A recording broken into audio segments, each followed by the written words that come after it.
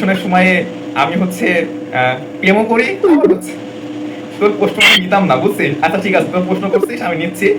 তোরা কি বলবো, nothing to say. So PM continue করবি, আবার পড়াশোনা করবি। দুই নৌকায় পা দিয়ে চলা কি ঠিক হবে? উদ্দেশ্যে যদি গরু চুরি করো, তাহলে কি ওই কুরবানি কি কখনো কবুল হবে? নট, কখনো কবুল হবে না আল্লাহর দরবারে। ঠিক আছে? তো তুমি হচ্ছে ইললিগাল রিলেশন চালাচ্ছ, এইদিকে আবার হিউ করছো, মানে পড়াশোনা করছো আর আমার কাছে প্রার্থনা করছো যে আল্লাহ আমাকে ঢাবিয়ান করো, রাবিয়ান করো, খুবিয়ান করো। ভাই এটা সম্ভব নয়। একজন একটা জাতীয় প্রশ্ন করছে, সেটা হচ্ছে আপু কয়েক ঘন্টা পড়তে হবে। পড়াশোনা করতে হবে, ভণ্ডামি বাদ দিতে হবে, দুষ্টামি বাদ দিতে হবে, এবং পর টেবিলে গিয়ে পড়াশোনা শুরু করো। স্বপ্ন ওটা নয় যেটা তুমি ঘুমিয়ে ঘুমিয়ে দেখছো, ঠিক আছে? স্বপ্ন ওটাই যেটা তোমাকে ঘুমাতে দেয় না। Said by APJ. Social media থেকে একদম ডিসকানেক্ট। আচ্ছা ওয়েট, তোমাদের আপু, সিনিয়র আপু কিন্তু বলছে যে ফোন থেকে ডিসকানেক্ট থাকতে হবে। ইয়েস, আমি সবসময় বলি যে সোশ্যাল মিডিয়া, এই যে বিএফ জিএফ যেটা তোমরা করো, মানে ক্লাস নিচ্ছি ওই দিকে তোমরা চ্যাটিং করছো, এটা কিন্তু মোটেও কাম্য নয়। যারা পাবলিকান হওয়ার স্বপ্ন দেখে, যারা এই যে চ্যাটিং করবে না, তুমি যখন চ্যাটিং করছো আরেক সময় আরেকজনা পড়াশোনা করছে, সো এই যে সময় নষ্ট করছো, দিন শেষে যখন পাবলিকান না হতে পারো, ওই আল্লাহকে দোষ দাও যে আল্লাহ শুধু আমাকেই কি ধরে, আল্লাহ কি শুধু মানে আমাকেই বাঁশ দেয়? ভাই বাঁশ দেয় না, আল্লাহ বাঁশ দেওয়ার জন্য নয়, তোমাকে কি বলবো, তোমাকে দেওয়ার জন্য রয়েছে। সো পরিশ্রম করতে হবে, ধৈর্য রাখতে হবে, পিতামাতার দোয়া আছে এবং সঠিক গাইডলাইন দরকার, যেটার জন্যই আমরা আছি। জানি কেমন ছিল এবং কোনো প্রবলেম ফেস করছো কিনা, বা কোনো হচ্ছে যারা সেকেন্ড টাইম, তুমি তো সেকেন্ড টাইম আসলে, অনেকে হচ্ছে ডিপ্রেশনে চলে যায়, হতাশায়, অনেক ভুলভাল ডিসিশন নেয়, ঠিক আছে? সো তোমার অ্যাডমিশন জানি কেমন ছিল এবং তুমি কোনো প্রবলেম ফেস করছো কিনা, বা প্রবলেম ফেস করলেও ওইগুলো কিভাবে ওভারকাম করছো, একটু বলো। সেকেন্ড টাইমার হিসেবে সবাই যেটা বলে যে এটা একটা অভিশাপ মতন, আসলে তেমন নন। তুমি নিজেকে যদি মেন্টালি সাপোর্ট দিতে পারো, ফ্যামিলি লাগে স্বাভাবিক, কিন্তু নিজেকে আগে দাঁড় করাতে হবে। যেমন ভেঙে পড়লে চলবে না, কোনো রকম অ্যাটেম্পট নেওয়া যাবে না। তুমি পারতেছো না, এই জন্য তোমার মনোবল হারায় যাচ্ছে, তা কিন্তু না। তুমি চেষ্টা করতে থাকো, চেষ্টা না করেই যদি হাল ছেড়ে দেওয়া হয়, তাহলে কিন্তু আমরা খারাপ একটা নেগেটিভ থটস অটোমেটিক্যালি চলে আসে। আমার যেটা ছিল, আমি সবসময় ডিপ্রেশনে থাকতাম। প্রথম দিকে কখনোই আমি ভালো করে পড়তে পারিনি, বাট শেষে একটা জিদ আমি কাজ করিয়েছি, কিভাবে জানি না, এটা আল্লাহ অবশ্যই আমাকে সাহায্য করেছেন। আমি খুব ভালো করে পড়ছি, যেমন টাইমার সেট করতাম যে আমি এই টাইমের মধ্যে এটা শেষ করবো। আস্তে আস্তে যে জিদটা আমি পড়াশোনাকে ভালোবাসা শুরু করলাম, তখন থেকে আমার সব রকমের ডিপ্রেশন কেটে যাওয়া শুরু করছে। আত্মবিশ্বাসটা রাখতে হবে আসলে।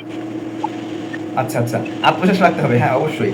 অনেকের মধ্যে এই আত্মবিশ্বাস কিন্তু আসে না, যে আমি হচ্ছে ফার্স্ট টাইমারে চান্স পাইনি। অনেক ফ্যামিলি প্রবলেম থাকতে পারে, হ্যাঁ। তারপর হচ্ছে অনেকে এসএসসি দুইটা এ প্লাস পেয়েও কিন্তু চান্স পায় না। সো অনেকে সমাজের অনেক কথা বলে যে তোমার মেয়ে বা তোমার ছেলে এসএসসি দুইটা এ প্লাস পেয়েছে, বাট কোনো পাবলিকান হতে পারেনি। মানে এই যেটা তোমার আঘাতমূলক কথা, এগুলো অনেকে সহ্য করতে পারে না। দ্যাট ইজ ওয়াই অনেক কিন্তু ভুলভাল ডিসিশন নেয়। এখানে আমার অনেক স্টুডেন্ট রয়েছে এরকম, হ্যাঁ, অনেক তোমার হতাশায়। তো তাদের উদ্দেশ্যে হ্যাঁ তুমি বলবা যে কিভাবে এটা ওভারকাম করবে। সর্বপ্রথম যেটা, ওই পরিবেশটা থেকে নিজেকে একটু দূরে সরিয়ে নিতে হবে। আমিও এরকম সাফার করেছি। সেকেন্ড টাইমার হিসেবে বলবো, ফোন টোটালি বাদ দাও। আর ওই যে সারাউন্ডিংসে তোমাকে প্যারা দিচ্ছে, তোমাকে মানসিক পেইন দিচ্ছে, ফোন টোটালি বাদ দাও, ঠিক আছে? ফোন ফোন মানে আচ্ছা, তুমি এখন বলবা যে কখন থেকে অ্যাডমিশন প্রিপারেশন শুরু করা উচিত, এইচএসসি থেকে না এইচএসসির পর থেকে? আসলে এইচএসসি এর আগে থেকে টুকটাক প্রিপারেশন, অন্তত ধারণাটা নেওয়া ফার্স্ট ইয়ার থেকে না এইচএসসি সেকেন্ড ইয়ার, বা কখন থেকে?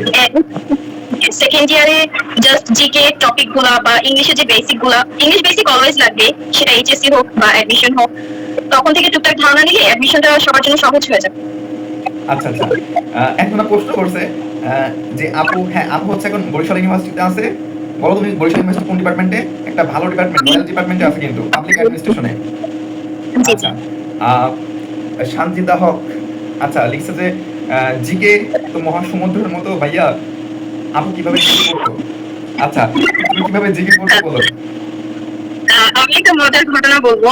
যেমন কোনো জিকে যদি তোমার মুখস্থ না হয়, আমি করতাম কি, কোনো মানুষ নিয়ে যদি, যেমন আমি কবিদের কথাই বলি, আমার ওদের পরিচিতিটা মুখস্থ হচ্ছে না, আমি ওদের আমার জামাই বানিয়ে ফেলতাম। যেমন রবীন্দ্রনাথ আমার জামাই, ও অত সালে অত কবিতাটা আমার জন্য লিখছে। তো এইভাবে আর কি মজার সাথে মুখস্থ করতাম। এভাবে পড়াটাকে মজা হিসেবে নিতে হবে, আমি যেটা করে এসেছি।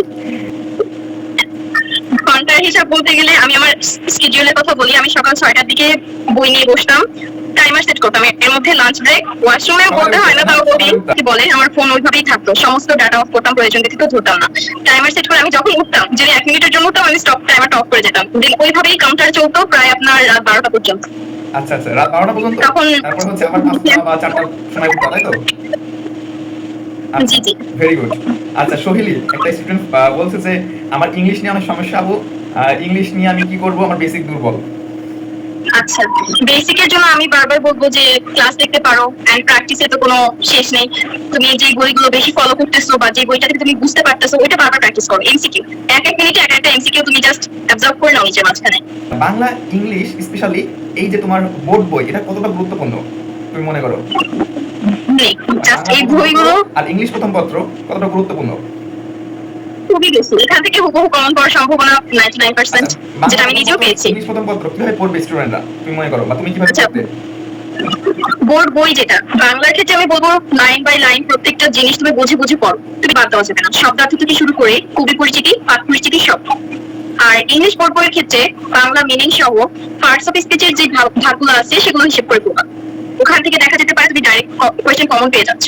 এন্ড ফাইনালি তুমি বলবা যে তোমার জুনিয়রদের জন্য এবং আমার যে স্টুডেন্ট তাদের জন্য ফাইনালি সাজেশন থাকবে, সমস্ত বিষয়টা ওভারঅল বলবা যে বাংলা কিভাবে পড়বে, ইংলিশ কিভাবে পড়বে, জেনারেল নলেজ, এবং তারা কিভাবে স্পেশালি সেকেন্ড টাইমার যারা আছে তারা কিভাবে একটা গোছানো প্রিপারেশন নিতে পারে, এবং তাদের যে হতাশা সেটা থাকে না, তারা যেন একটু মোটিভেট হয় এবং প্রড টেবিলে গিয়ে একটা ফের রিস্টার্ট, যেমন 12 ফেলতের ছবির মতন যেটা রিস্টার্ট করবে সেরকম করে, যে না আমিও পাবলিকান হব, আমিও রাবিয়ান হব, আমিও খুবিয়ান হব, আমিও হচ্ছে জাবিয়ান হব, জবিয়ান হব, ববিয়ান হব, or something like that. So এই ধরনের একটা মত নিয়ে তারা যেন আজকে থেকে এখন থেকে প্রড টেবিলে বসতে পারে। বলো। ছেলের মতো কোনো ছেলে বা মেয়ে তোমাকে সাপোর্ট দেওয়ার জন্য আসবে না, এটা তোমাকে নিজেই করতে হবে।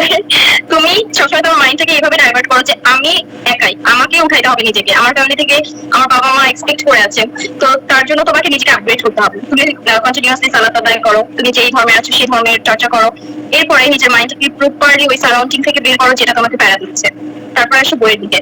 Phone, social media please disconnected করো। রিলেশনশিপ থাকলে আমি বলবো আপাতত অ্যাভয়েড করো। এটা তুমি ভার্সিটি লাইফে একটা ফাজিল প্রশ্ন করছে যে আপু চাও না, আমার সাথে একজন গ্রুপ স্টাডি করতো, সে মেয়েও রিলেশনে ছিল। আপনি বিশ্বাস করবেন না, কিসের বয়ফ্রেন্ড কিসের কি, আমরা ওই যে 12-13 ঘন্টা বা 17 ঘন্টা টানা করতাম, ভুলে যেতাম যে আমাদের বাসায়ও কেউ আছে, ফ্যামিলিতে কেউ আছে। আমরা সেটাই মাথায় রাখতাম না, রিলেশনশিপ তো দূরেই থাক, নিজেকে সেদিকে নিতে হবে।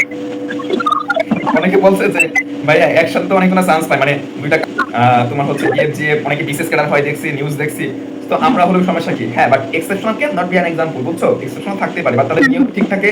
যদিও আমি কখনো সাপোর্ট করি না ইললিগাল রিলেশন, কারণ তুমি কাজই করছো, মানে ওই যে তুমি যদি কুরবানি দাও, কুরবানি ঠিক আছে, আমি জানি তুমি হচ্ছে করো, ঠিক আছে রাফিজ, তোকে কি বলবো, আচ্ছা ঠিক আছে। সো মানে পুরোপুরি দুষ্ট। আচ্ছা, তো সাজেশন যেটা বলছো তুমি কন্টিনিউ করো, যে বাংলা ইংলিশ সাধারণ জ্ঞান এবং কিভাবে এটা ওভারকাম করবে হতাশা আর ডিপ্রেশন থেকে, বলো। প্রথমত তোমাদের টাইমটাকে সিকিউর করে নাও, যে তুমি এই সকালের সময় যেটা বাংলা পড়তেছো, সকালের সময় ইংরেজি পড়াটাকে আমি বেশি প্রেফার করবো। প্র্যাকটিস করতে হবে অনেক বেশি। এই টাইমে তুমি মনে করো বেসিক রুলস গুলো যত বেশি প্র্যাকটিস করবে তত তোমার ব্রেন অ্যাবজর্ব করতে পারবে। সকালের সেক্টরে তুমি ইংলিশ রাখলা, তারপরে দুপুরে জিকে রাখলা, দেন তুমি বাংলা রাখলা। এখন এটা তোমার ব্রেইনের উপরে, তুমি কোনটা কোন টাইমে নিতে পারতেছো। আমি আজ ইউজুয়াল সকালে উঠে ইংলিশ পড়তাম, দেন যখন আমার ইংলিশ কভার আপ হয়ে যেত আমি জিকেতে হাত দিতাম, কারণ জিকে মুখস্থ বিদ্যাটা একটু বেশি ছিল। এখন ইংলিশ থেকে আসা যাক, ইংলিশের বেসিক যত গ্রামার্স আছে আর বোর্ড বই আছে কোনোটাই বাদ দেওয়া যাবে না। বেসিক যদি তুমি একদম স্ট্রং করে ফেলো, তোমার যেখান থেকেই কোয়েশ্চেন আসুক, দুনিয়ার যে প্রান্ত থেকে কোয়েশ্চেন নিক, তুমি ওটা অ্যান্সার করতে পারবা। তোমার কাছে মনে হবে যে এটা যেন কোথায় করেছি। এটা গেল ইংলিশের। এরপর জিকে, যেটা খুব মজার ছলে পড়বা। জিকে জিনিসটা পড়ে মানে বুঝে পড়লে অনেক বেশি মজার হয়। আমি মজা করে পড়তাম যে মানচিত্র বাংলা। একটা আপু মোটিভেশন আসে না, মানে কি মোটিভেশন আসে না পড় টেবিলে বসলেই শুধু হচ্ছে মন চাই অন্য কিছু। সো আপনি কিভাবে মোটিভেট হয়েছিলেন? আচ্ছা, আমি মোটিভেট হয়েছিলাম সুন্দর একটা লাইফের জন্য, যে আমার পার্সোনাল লাইফে প্রচুর সমস্যা ছিল। আমি জাস্ট ড্রিম করতাম যে আমার একটা সুন্দর লাইফ হবে। ওইটাই আমাকে মোটিভ করতো। কিভাবে করতে এটা অটো চলে আসে, ওই জিতটা নিজের মাঝে। ড্রিম দেখতে হবে, কিন্তু কিরকম দেখতে হবে, অনেক হাইয়ার স্ট্যান্ডার্ডে, যে না আমি এটা পেতে চাই, এটা আমাকে পেতে হবে যেভাবেই হোক। সেটা আমাকে স্ট্রাগল করে হলেও।